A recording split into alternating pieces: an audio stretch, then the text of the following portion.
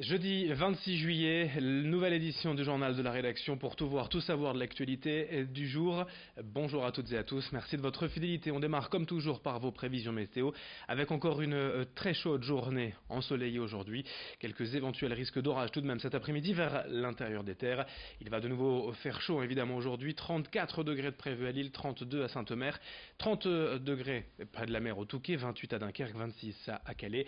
N'oubliez pas de bien vous hydrater, surtout en ces temps de forte chaleur, de vous couvrir et de vous protéger également la peau face au soleil. La météo complète comme toujours après ce journal.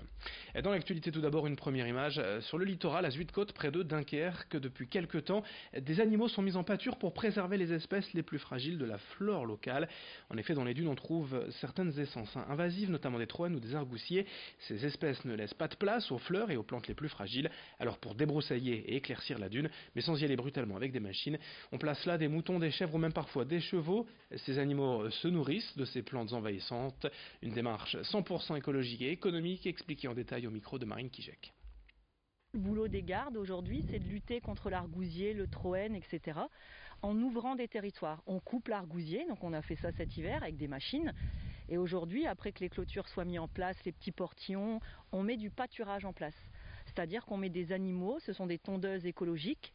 On leur donne rien à manger, ils sont là pour brouter, pour manger la végétation et justement pour voir revenir des espèces de haute valeur patrimoniale. En débroussaillant, ils font revenir des fleurs qu'on n'aurait pas retrouvées en dessous de 3 mètres d'argousier.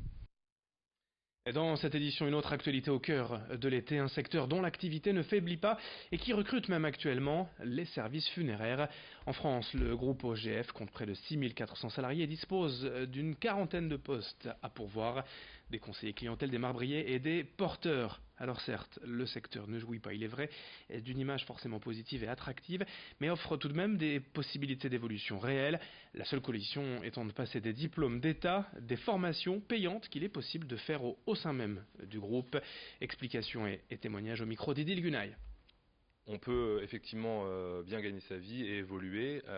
On a pléthore d'exemples de conseillers funéraires qui sont aujourd'hui à des postes clés dans notre entreprise, à savoir directeur d'agence ou chef d'agence, voire directeur de marque ou voire directeur de secteur opérationnel. Il n'y a pas de compétences requises principales, c'est effectivement être le plus empathique possible vis-à-vis de nos familles pour pouvoir les accompagner au mieux dans ce secteur d'activité.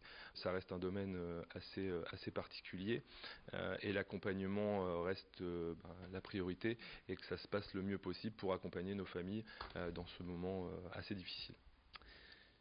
On enchaîne dans ce journal avec une solution, fraîcheur pour votre chien en ces journées caniculaires.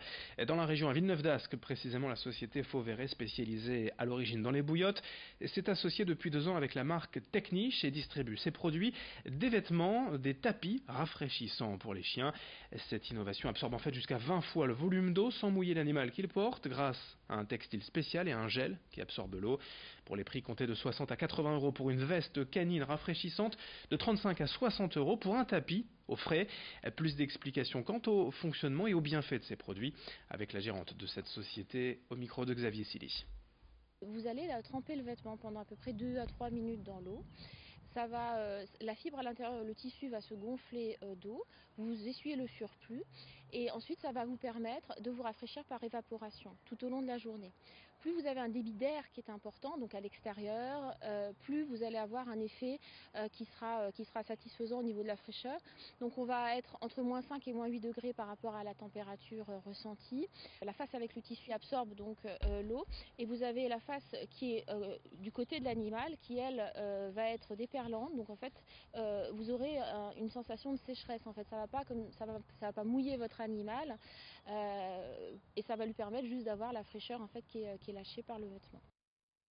Le grand angle de la rédaction à présent à la découverte d'un hôtel emblématique de Lille, un établissement 5 étoiles, l'Ermitage Gantois, un lieu historique au patrimoine vieux de plusieurs siècles et remarquable par son style flamand. Visite guidée avec Alexis Tessier.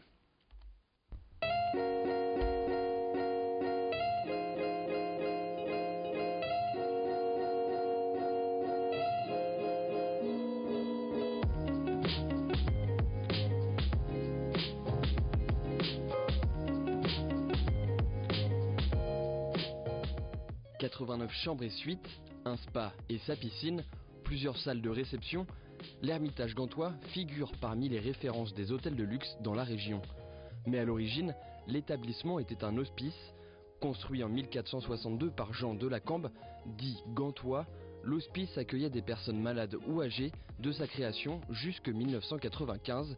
13 places étaient à l'origine disponibles.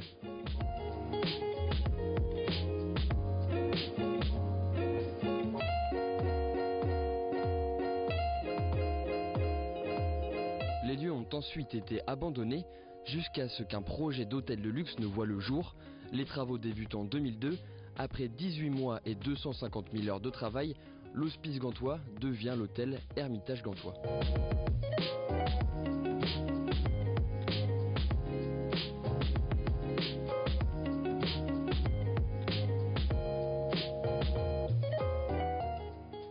Aujourd'hui, beaucoup de lieux historiques ont été conservés.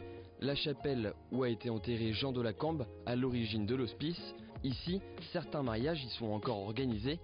La lingerie est-elle devenue une bibliothèque? La salle de malade a été transformée en espace pour accueillir différents événements.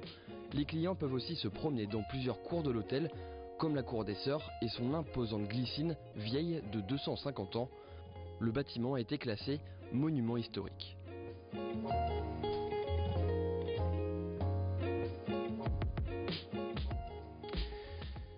Fin de cette édition. Dans un instant, bien évidemment, d'autres infos, d'autres images. Je vous rappelle rapidement les prévisions météo du jour. Elles sont assez simples. Du soleil, du ciel bleu.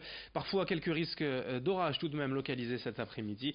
En tout cas, les températures seront de nouveau très élevées. On va dépasser les 30 degrés un peu partout dans la région. 34 à Lille, 32 à Saint-Omer, 30 degrés même d'ailleurs au Touquet. N'hésitez pas bien à vous hydrater tout au long de la journée et pensez aussi aux personnes âgées, aux enfants. Couvrez-vous, protégez également votre peau aujourd'hui si vous allez à la plage.